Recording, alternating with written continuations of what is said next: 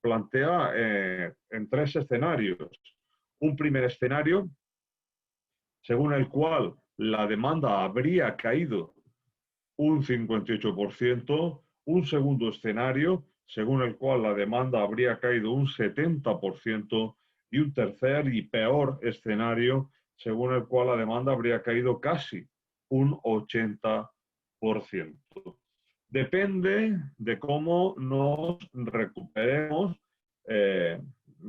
depende de cómo empecemos a abrir las fronteras y a levantar las restricciones a los viajes, así nos recuperaremos. La OMT también plantea tres escenarios diferentes de recuperación. Un escenario que parece que no se ha producido, que sería el escenario de inicio de la recuperación en el mes de julio, con una apertura importante de fronteras y un levantamiento de restricciones de los viajes significativo anterior a julio. Como sabéis, esa situación no se ha producido. Seguimos en una situación muy compleja de restricciones a los viajes. En torno al 50-60% hoy de todos los destinos turísticos a nivel mundial siguen teniendo restricciones, sobre todo los grandes destinos turísticos a nivel mundial, siguen teniendo importantes restricciones a los viajes.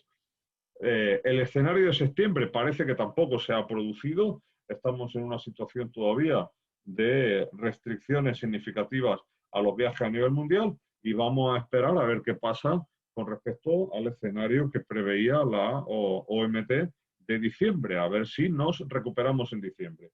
Bien, la OMT nos decía, bien, por tanto, en función de cómo nos recuperemos, vamos a perder un volumen determinado de flujos turísticos. Daros cuenta, en el 2003, con la pandemia del SARS, perdimos 3 millones de turistas.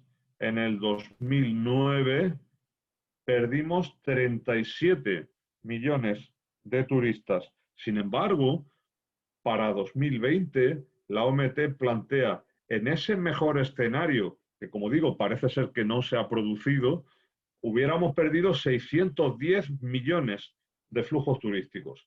En el otro escenario, en el escenario intermedio, que parece ser que tampoco se ha producido, hubiéramos perdido 850 millones en el primer caso, en el segundo caso hubiéramos perdido 1.020 millones, el 70%, y en el tercer caso hubiéramos perdido 1.140 millones de flujos turísticos. Si eso lo llevamos a volumen de ingresos, en el primer escenario habríamos perdido un 62% de los ingresos, 0,9 billones con B de dólares norteamericanos. En el segundo escenario hubiéramos perdido un 73%, 1,1 billones de dólares, y en el tercer escenario hubiéramos perdido 1,2 billones de dólares, un 79%. Por tanto, estamos rozando el tercero de los escenarios, estamos rozando la peor de las situaciones que podría vivir la actividad turística a nivel mundial. En ese contexto en el que estamos viviendo ahora mismo, hay que ponerse a discutir sobre un lema que genera muchos equívocos, y es ese lema que le da título a mi conferencia, y es el lema del turismo para todos. ¿Realmente el turismo debe ser para todos? ¿Realmente el turismo es un derecho? ¿Realmente todos tenemos derecho a hacer turismo? Bueno, pues tenemos que empezar a plantearnos en 2016 la Organización Mundial del Turismo. Ahora, como sabéis, se acerca el Día Mundial del Turismo, que es el 27 de septiembre. Este año, el lema que eligió la Organización Mundial del Turismo tiene que ver con el papel del turismo como instrumento de desarrollo rural. En el año 2016, el lema que eligió la OMT fue promover la accesibilidad universal. Pero esa idea, que digamos es poco discutible, nadie discute que cualquier persona con independencia de sus capacidades o discapacidades tiene que tener la posibilidad de acceder al turismo. ese eslogan, como digo, se mezcla con otro que ya es mucho más peligroso. Y es el que veis arriba, el de turismo para todos. Ahí ya se deja entrever otra cuestión que es mucho más peligrosa y es esa idea que os decía de que todos tenemos derecho a hacer turismo. Y entenderéis, conforme vaya desarrollando mi conferencia, a qué me refiero. La Declaración de Manila sobre el turismo del año 1980 plantea que el turismo se entiende como una actividad esencial de la vida de las naciones y que su auge está vinculado al desarrollo socioeconómico de las naciones y estriba en el acceso del hombre, entiendo que también la mujer, al descanso creativo y a las vacaciones y a su libertad de viaje. Y por otro lado, el Código Ético del Turismo, que es desarrollado 20 años después, en el año 1999, dice que el derecho al turismo para todos debe entenderse como una consecuencia del derecho al descanso y al ocio, y en particular a la limitación razonable de la duración del trabajo y a las vacaciones pagadas periódicas, que se garantizan en el artículo 24 de la Declaración Universal de los Derechos Humanos y en el artículo 7D del Pacto Internacional de Derechos Económicos y Sociales. Aquí peligrosamente la Organización Mundial del Turismo mezcla el derecho al descanso y al ocio, que efectivamente está reconocido por la Declaración Universal de los Derechos Humanos, con el derecho al turismo, que no está reconocido en ningún sitio. Una cosa es que el ciudadano tenga derecho al descanso y tenga derecho al ocio, y otra cosa es cómo el ciudadano aproveche ese descanso y aproveche ese ocio. Una de las formas de aprovechar el descanso es irse de vacaciones, hacer turismo, pero hay otras formas como irse al cine, tomarse un helado o leerse un libro. Por tanto, y no todo eso son derechos universales, ¿vale? Por tanto, aquí hay una mezcla peligrosa entre un derecho universal, que es el derecho al ocio, y el derecho al turismo, que no es un derecho universal. La Organización Mundial de la Salud calcula que en torno al 15% de la población mundial, que estaríamos cifrándola en torno a 1.000 millones de personas, vive con algún tipo de discapacidad. Y en ese sentido, la OMT plantea que la accesibilidad a todas las instalaciones, a todos los productos y a todos los servicios turísticos debería ser un componente esencial de cualquier política de turismo responsable y de turismo sostenible. Y hasta ahí estamos absolutamente de acuerdo con la Organización Mundial del Turismo. En definitiva, desarrollar una política de accesibilidad a los recursos turísticos tiene que ser un objetivo claro del turismo sostenible, del turismo responsable. Por tanto, personas con discapacidad, ciudadanos de tercera edad, familias que viajan con niños. Estos son solo algunos de los grupos que requieren de eso que se conoce como accesibilidad universal, aunque en general cualquier ciudadano se beneficia de alguna manera de las ventajas de un entorno accesible y de servicios en turismo y otros sectores accesibles. Por tanto, en ese sentido, se ha acuñado con el paso del tiempo un concepto que es el concepto de turismo accesible o turismo inclusivo. Toda persona tiene derecho a acceder a los servicios de ocio y turismo en igualdad de condiciones. Hasta ahí, absolutamente de acuerdo. Todos los ciudadanos del mundo tienen derecho a disfrutar de la increíble diversidad que este planeta tiene para ofrecer. Eso ya es otra cuestión. Eso es lo que dice el secretario general de la OMT y como veis hay un paso, digamos, se cruza una línea, una finísima línea, que es la línea entre reconocer que toda persona tiene derecho a acceder a servicios de ocio y turismo en igualdad de condiciones, a la cuestión clave en la que se plantea que el turismo es un derecho, que es un derecho que tenemos todos los ciudadanos. El turismo es una actividad económica, el turismo es una actividad de ocio, el turismo es una actividad de ocio, igual que, repito, ir al cine, igual que comprarse un libro, etcétera, etcétera, etcétera.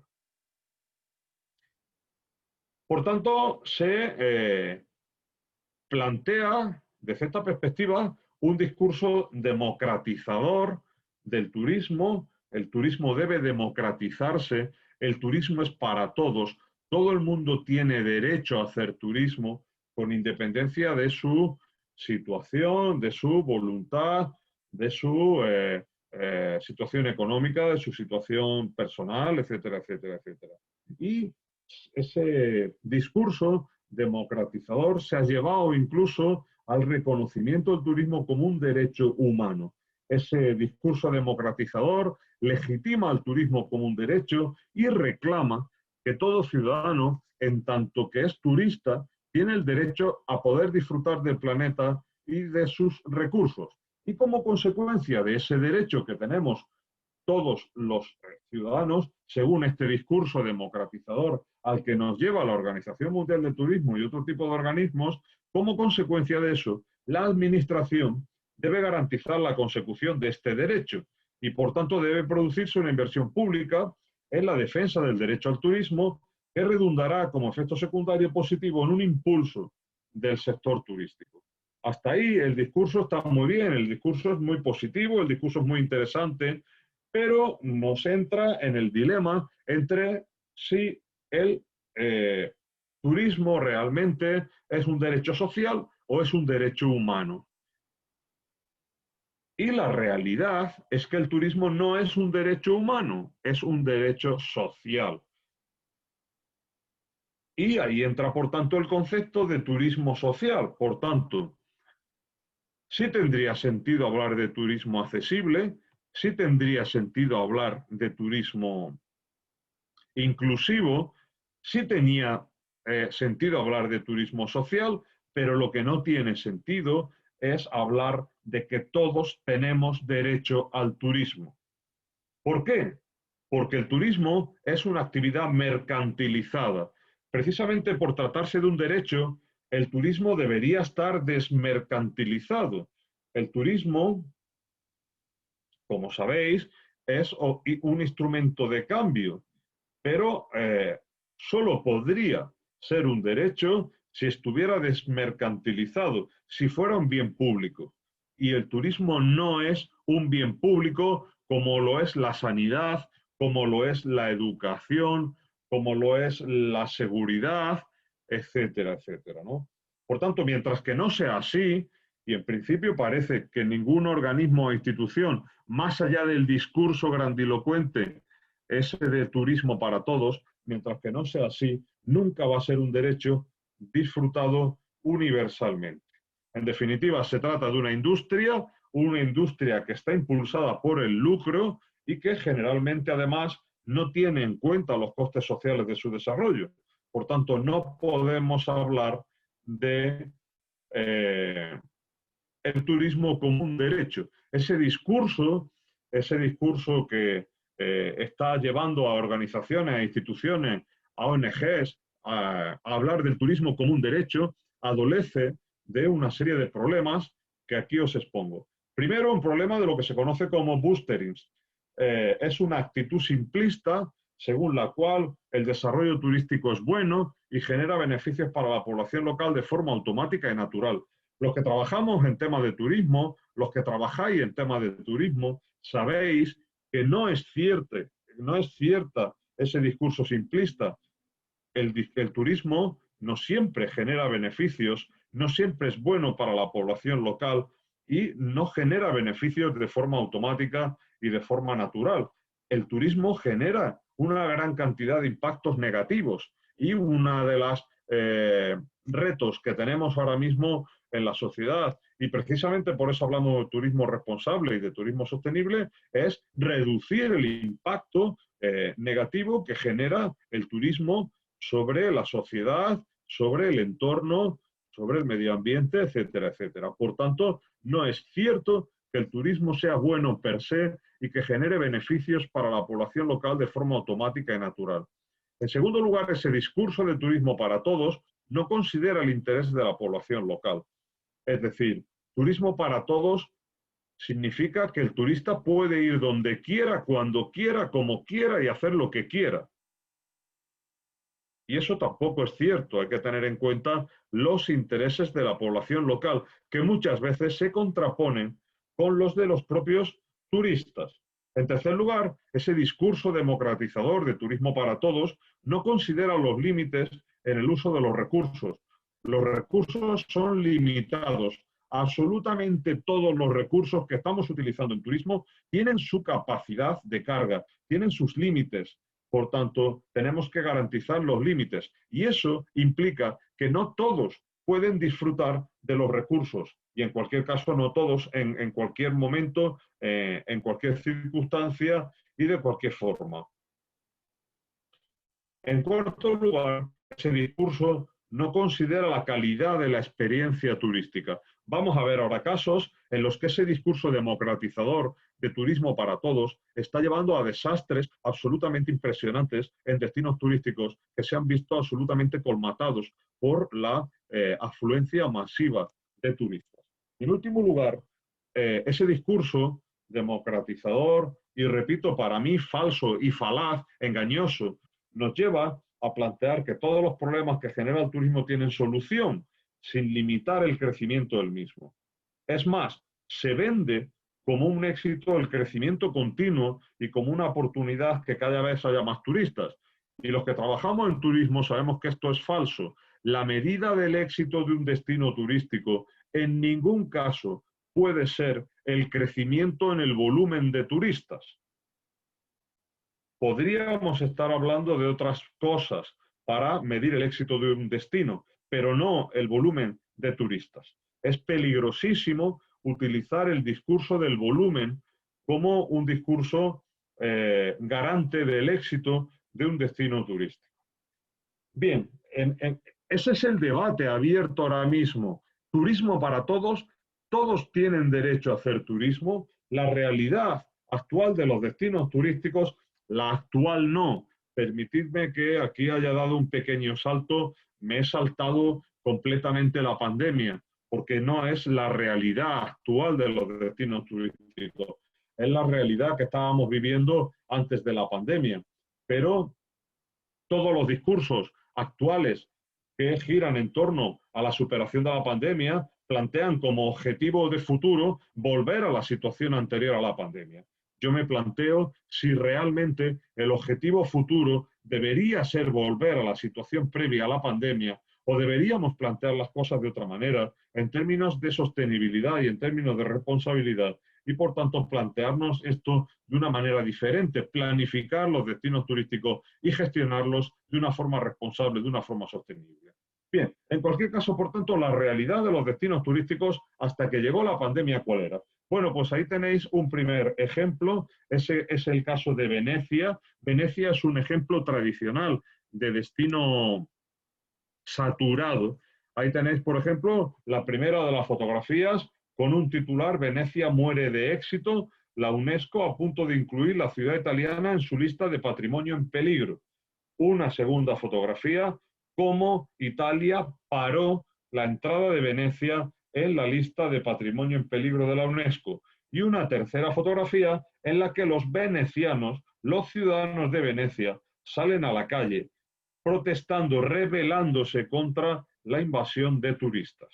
Por tanto, aquí tenemos un caso en el que el crecimiento del turismo ya no solo no está siendo beneficioso, sino que incluso empieza a ser claramente perjudicial. Alguien me podría decir, bueno, hombre, es que has puesto el caso más conocido, el caso más emblemático, pero no hay más. Sí, sí, sí, claro que hay muchos más. Aquí podemos ver, por ejemplo, el caso de Barcelona y en general de la costa catalana. Eh, por ejemplo, hace unos años empezaron a aparecer en las paredes y en los suelos de las zonas turísticas de Barcelona pintadas con estas letras: tu turismo asesina mi barrio, turistas sois terroristas. Por tanto, un problema claro de turismofobia que nos lleva a plantear otro caso de muerte por éxito, es decir, Barcelona ha recibido tal cantidad, tal volumen de turistas en los últimos años que ya se ha convertido en un destino turístico saturado. Pero esa situación no solo se produce en Barcelona y en Venecia. Por ejemplo, también se produce en Ámsterdam. Ahí tenéis el caso de Ámsterdam. Por ejemplo, una noticia de un periódico. Lo que pide Ámsterdam, 2 puntos. No nos visiten tanto, por favor. Es decir, Ámsterdam ya está pidiendo a los turistas que no les visiten tanto. Ámsterdam se ahoga con tanto turista. Otro titular de periódico.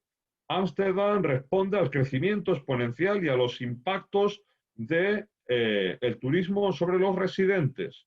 Ámsterdam, por ejemplo, está diseñando ahora mismo, aprovechando la pandemia, un plan para que cuando pase la pandemia y el turismo vuelva a reverdecer, se vuelva a recuperar la actividad turística, no ocurra lo que había ocurrido hasta ahora. Ámsterdam no sea una ciudad saturada por la actividad turística. Bueno, eso que pasa en este tipo de ciudades está pasando en otros sitios. Por ejemplo, está pasando en Cozumel, en México. Por ejemplo, está pasando en la isla Galápagos, en Ecuador. Por ejemplo, está pasando en Bali, en Indonesia. Por ejemplo, está pasando en el Everest, en el monte Everest.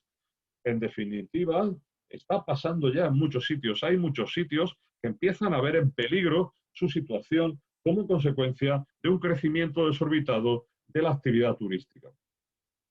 Por ejemplo, aquí tenéis una noticia. Tailandia cierra una isla al turismo por daños medioambientales.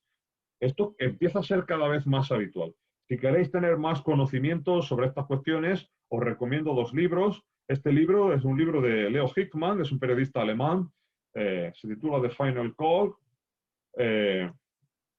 y en él se recogen un montón de ejemplos de cuál es la situación que está viviendo un montón de destinos turísticos como consecuencia de un crecimiento espectacular de los flujos turísticos. El otro libro se llama Overbooked, es un libro de Elizabeth Becker, este es del año 2007, el de Leo Hickman, el de Elizabeth Becker es del año 2013, también con un montón de ejemplos y cuál es la situación que podríamos vivir en un futuro si no fuéramos capaces de limitar el crecimiento de la actividad turística. En definitiva, un poco como consecuencia, como conclusión de todo esto, plantear que la estrategia de crecimiento por volumen empieza a ser ya muy perjudicial para muchos destinos y amenaza la propia supervivencia de la actividad turística. Hay que recordar que el turismo no es bueno per se, que es falso, que es falso. Ese argumento que utilizan muchas instituciones y que utilizan muchos organismos de que apostar por el turismo es apostar siempre a caballo ganador. Hay un montón de ejemplos de territorios que han apostado por el turismo y que se han arruinado absolutamente. Hay un montón de empresas que han apostado por el turismo y que se han arruinado absolutamente. En definitiva, el turismo es una actividad que tiene un montón de impactos negativos. Por supuesto, también tiene un montón de impactos positivos. Lo que tenemos que intentar hacer es gestionar bien el turismo para favorecer los impactos positivos e intentar reducir, eliminar, controlar en la medida de lo posible los impactos negativos. Yo creo que el turismo sí es bueno. El turismo es bueno en tanto que puede ser una herramienta de desarrollo y por tanto de mejora de la calidad de vida de la población. Si nosotros desarrollamos un turismo que nos permite mejorar la calidad de vida de la población, por supuesto, el turismo es una actividad positiva. Yo creo que el reto no es crecer. No nos podemos plantear como reto crecer en volumen de turistas. Yo creo que el reto es ese doble reto que ahí tenéis. Primero, mejorar la calidad de vida de la población local. Es decir, yo creo que nuestros políticos y nuestros empresarios, en vez de salir cada año diciendo esto ha sido un éxito, hemos crecido en el volumen de turistas en un 5%, deberían salir diciendo esto ha sido un éxito, nuestros ciudadanos viven mejor gracias al turismo. La calidad de vida de nuestros ciudadanos es mayor gracias al turismo. Ese sería uno de los retos. El otro de los retos sería mejorar la experiencia turística, generar una experiencia turística de calidad. Curiosamente, si pensáis, en la situación que estábamos viviendo anterior a la pandemia, ninguno de esos dos retos se cumplía. Curiosamente, nos estábamos dedicando a crecer, crecer, crecer, crecer. Nos habíamos obsesionado con que cada vez vinieran más turistas, cada vez más, cada vez más, cada vez más, pero no nos habíamos planteado la calidad de vida de nuestros residentes y la calidad de la experiencia de nuestros turistas. Yo creo que ahora es el momento, en la situación que vivimos ahora mismo, en la situación de crisis actual del turismo, plantearnos cómo vamos a recuperar la actividad turística si queremos que la actividad turística sea, a partir de la recuperación, lo mismo que era hasta ahora o sea de otra manera. Y yo apuesto porque sea de otra manera. Yo apuesto por esas dos cosas que tenemos ahí. No crecer, crecer, crecer, sino apostar por una experiencia turística de calidad. Hay que recordar que si generamos una experiencia turística de calidad, el turista estará dispuesto a pagar más por esa experiencia y por tanto estaremos incrementando los ingresos del destino y, en segundo lugar, como consecuencia de esos ingresos, mejorar la calidad de vida de la población local. Ahí tenéis más titulares, más fotos de la situación que estamos viviendo. No voy a insistir más en ello, pero estamos viviendo una situación complicada.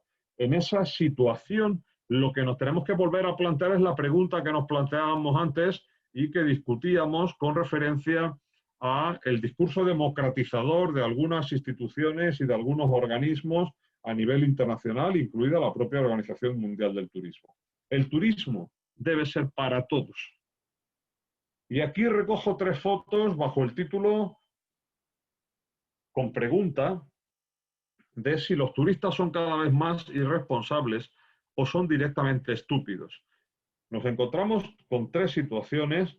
Una situación en la que turistas en una playa argentina sacan a un delfín bebé del agua para hacerse fotos y lo terminan matando. Un turista en el norte de Europa saca a un cisne del agua para hacerse fotos y le termina partiendo un ala. Turistas en Indonesia, en la playa, completamente borrachos, tirando toda la basura a la playa.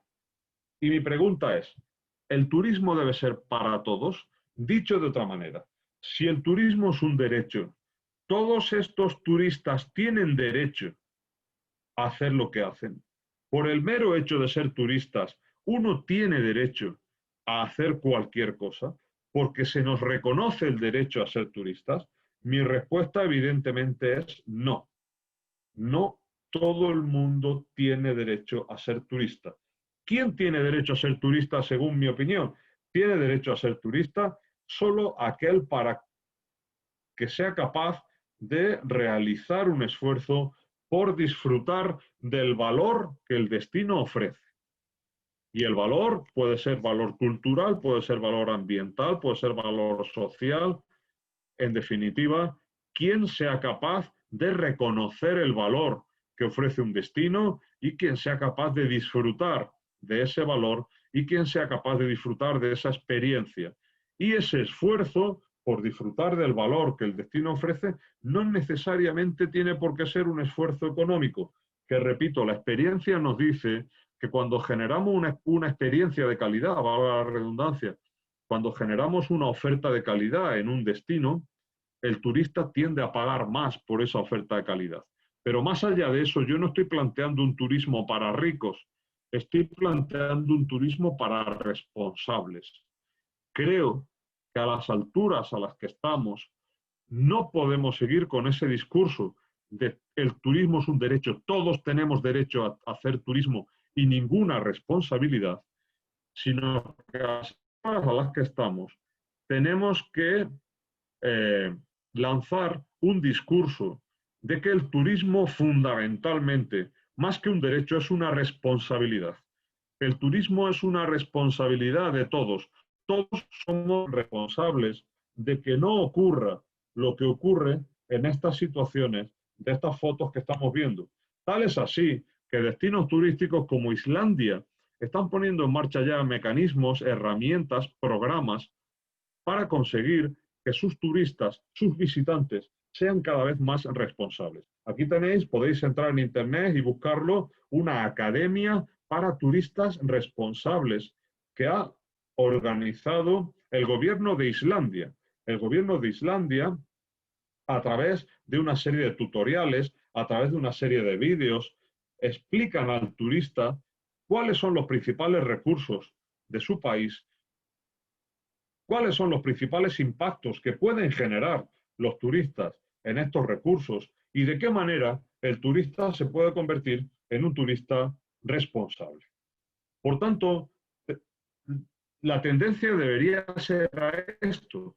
La tendencia debería ser a considerar no el turismo como un derecho, sino el turismo como una responsabilidad, y que el turista asumiera que tiene una responsabilidad cuando viaja, que tiene una responsabilidad cuando visita un destino, y que esa responsabilidad, o que de esa responsabilidad, mejor dicho, se derivan muchas actuaciones. Actuaciones en materia medioambiental, actuaciones en materia social, actuaciones en materia cultural, etcétera, etcétera, etcétera. Y en ese sentido se plantea este concepto, el concepto de turismo responsable. Y el concepto de turismo responsable como respuesta a ese peligroso discurso democratizador del turismo para todos.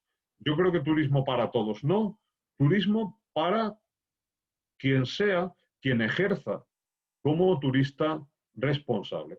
El concepto de turismo responsable, lo conoceréis, aparece en el año 2002 en una cumbre que se celebró, en una reunión que se celebró en Ciudad del Cabo, a la que asistieron representantes de la mayoría de los países y de los sectores que conforman la actividad turística. Fue un evento que se celebró con anterioridad a la segunda cumbre mundial para el desarrollo sostenible que se celebró también en Sudáfrica, en este caso en Johannesburgo. Y en esa reunión se acuñó ese concepto de responsible tourism, turismo responsable, para referirse a la acción y al comportamiento necesariamente responsables que tienen que tener los gobiernos, que tienen que tener las empresas, que tienen que tener también las personas para lograr que el turismo sea sostenible en los destinos y también para lograr que la experiencia de los turistas en esos destinos sea de mejor calidad. ¿El concepto de turismo responsable sustituye al concepto de turismo sostenible? No, en ningún caso. Es decir, en ningún caso, digamos que es un sorpaso, en ningún caso es un cambio como consecuencia de una nueva era. No, se trata de, digamos, descender de nivel. Bajamos de un nivel más abstracto, que es el nivel de la sostenibilidad, a un nivel más real, que es el nivel de la responsabilidad.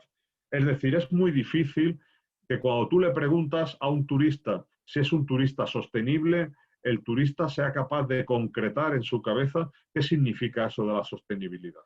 Ahora, si tú le preguntas si es un turista responsable, ahí sí puedes saber sobre qué es responsable. Por ejemplo, como aquí tenéis, un viajero es responsable de las decisiones que toma antes, durante e incluso yo diría después de su viaje. Por ejemplo, ¿qué empresas contrata? Cuando yo viajo, puedo decidir si alojarme en un hotel que tiene una certificación ambiental. Puedo decidir si viajar en una línea aérea que tiene políticas de reducción de gases de efecto invernadero. Puedo elegir contratar una agencia de viajes que tiene como política invertir una parte de sus ganancias en los destinos emergentes, en los destinos en desarrollo, en los que realiza su actividad. Por ejemplo, el turista también es responsable a la hora de elegir los medios de transporte que utiliza. Yo puedo elegir el tren, que es menos contaminante, puedo elegir el avión, que es más contaminante, puedo elegir la bicicleta, que es todavía mucho menos contaminante, puedo elegir el coche. ¿Qué medio de transporte utilizo? Por supuesto, obviamente, esto depende de la trayectoria, de la longitud de la trayectoria, no es lo mismo hacer un vuelo internacional que hacer un vuelo nacional, pero en cualquier caso, el turista puede decidir. Por supuesto, también tiene que decidir sobre el respeto que muestra con otras culturas. E incluso hay una corriente de pensamiento que lidera un filósofo francés que dice que el turista más responsable es el que no viaja. Y esto puede ser polémico, pero ellos defienden que el turista más responsable es el que no viaja porque no genera ningún impacto negativo. Frente a esa situación, yo planteo que efectivamente el turista que no viaja no genera ningún impacto negativo, pero tampoco genera ningún impacto positivo. Por tanto, no podemos medir la responsabilidad en términos de viajar o no viajar, sino en términos de viajar responsablemente o viajar irresponsablemente. Las empresas también son responsables de algunas cosas. Por ejemplo, en el diseño de sus productos son responsables de identificar problemas ambientales, son responsables de identificar problemas económicos, son responsables de identificar problemas sociales. En definitiva, el turismo responsable busca hacer más concreto el logro del turismo sostenible. No es que desaparezca el concepto de turismo sostenible, el turismo sostenible sigue siendo la meta, el turismo responsable es de alguna manera el proceso, la acción, el camino para llegar al turismo sostenible. ¿Es un paso más adelante? Bueno, pues digamos, es una concepción diferente para hacer más tangible la llegada, el acceso, el proceso que lleva a la consecución del turismo sostenible. Mientras que la responsabilidad está ligada a las decisiones personales que tomamos cada uno de nosotros a la hora de viajar, la sostenibilidad es más una cuestión de carácter sectorial, ligada a un modelo concreto y con una visión más a largo plazo. Si analizamos el concepto de turismo responsable con las características que ahí tenéis, veréis que es un concepto no muy parecido, yo diría que idéntico al concepto de turismo sostenible. Por tanto, no es que se supere con este concepto de turismo responsable el de turismo sostenible, como digo, sino que son dos formas de ver la misma cuestión, una de una manera y otra de la otra. Y para terminar, para dejar por si alguien quiere intervenir y hacer alguna pregunta, algunas propuestas para reformular el modelo que teníamos hasta la llegada de la pandemia, ahora que estamos en un momento ideal, estamos en una situación ideal porque partimos de un momento en el que el turismo se ha reducido de una forma significativa, como os ponía al principio de la conferencia, y por tanto podemos tomar decisiones. Es muy difícil tomar decisiones en la situación en la que estábamos en el año 2019. Es verdad que es difícil que ciudades como Ámsterdam, Barcelona, Venecia, etcétera, de golpe decidan que quieren recibir la mitad de turistas que estaban recibiendo. Eso es muy difícil. Pero es que esa situación la estamos viviendo ahora mismo, desgraciadamente no buscada, pero al final pues tenemos esa posibilidad de aprovechar. Estamos en una situación de reducción significativa del volumen de turistas para desarrollar un modelo diferente. Ese modelo diferente, ¿qué implica? Primero, racionalizar la actividad. Tenemos que establecer mecanismos para decidir qué es y qué no es el turismo responsable y hasta qué punto tenemos o no tenemos que apoyar determinado tipo de cuestiones como turismo responsable. Por ejemplo, aquí tenéis un caso que a mí me parece una absoluta aberración, que hay agencias de viajes que están defendiendo y promocionando y vendiendo como turismo responsable. Es lo que se conoce como el slam tourism. Es la visita a favelas, por ejemplo, en Brasil, para ver cómo la gente pasa hambre, para ver cómo malvive la gente que lo está pasando mal. O, por ejemplo, otra situación de lo que a mí me parece una barbaridad que se está vendiendo como turismo responsable es, por ejemplo, eso que tenéis ahí, en la Amazonía peruana, avistamiento de indígenas. Visita a comunidades para avistar indígenas, como si fueran animales. En definitiva, me parece que no es lo más ideal para comercializar como turismo responsable y en cualquier caso estoy absolutamente convencido de que esto no es turismo responsable. En segundo lugar, tenemos que asegurar el efecto multiplicador del turismo. Hemos dicho que el turismo es muy importante y el turismo es importante en la medida en que genera un efecto multiplicador sobre el resto de la economía. Para que el turismo genere un efecto multiplicador sobre el resto de la economía, el destino tiene que controlar la actividad turística. Nos encontramos con muchos territorios, fundamentalmente territorios emergentes, fundamentalmente territorios en desarrollo todavía, en los que el turismo no lo controla el territorio, no lo controla la ciudadanía, no lo controlan los políticos del territorio, sino que lo controlan fundamentalmente grandes compañías de agencia de viajes, grandes operadores turísticos. Tenemos que intentar hacer que el territorio controle en mayor medida el turismo para que ese efecto multiplicador sea mayor. Tenemos que, por supuesto, asegurar la viabilidad económica de este tipo de turismo más allá del volumen de turistas. Por tanto, tenemos que generar un turismo de mayor calidad para asegurar que el turista deje más dinero. Y para eso tenemos que trabajar a lo largo de toda la cadena de valor del destino turístico que aquí tenéis. En cuarto lugar, debemos facilitar el acceso a los mercados. Y para eso yo creo que hay una cuestión que es fundamental y que es el valor, generar valor. Los destinos tienen que generar valor al cliente. ¿Cómo se genera valor al cliente? De dos maneras, resolviéndole un problema o satisfaciendo una necesidad. Por tanto, cuando nos planteemos en un destino cómo salgo al mercado, me tengo que plantear qué valor voy a generar al turista. Y ese valor tiene que ver con cómo le resuelvo un problema o cómo le satisfago una necesidad. ¿Vale? Eso es una cuestión fundamental.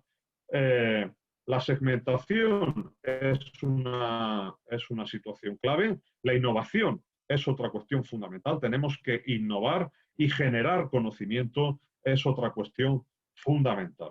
Lo dejo ahí. Creo que he puesto sobre la mesa suficientes cosas como para que podamos debatir. Si os parece bien, podemos debatir alguna cuestión.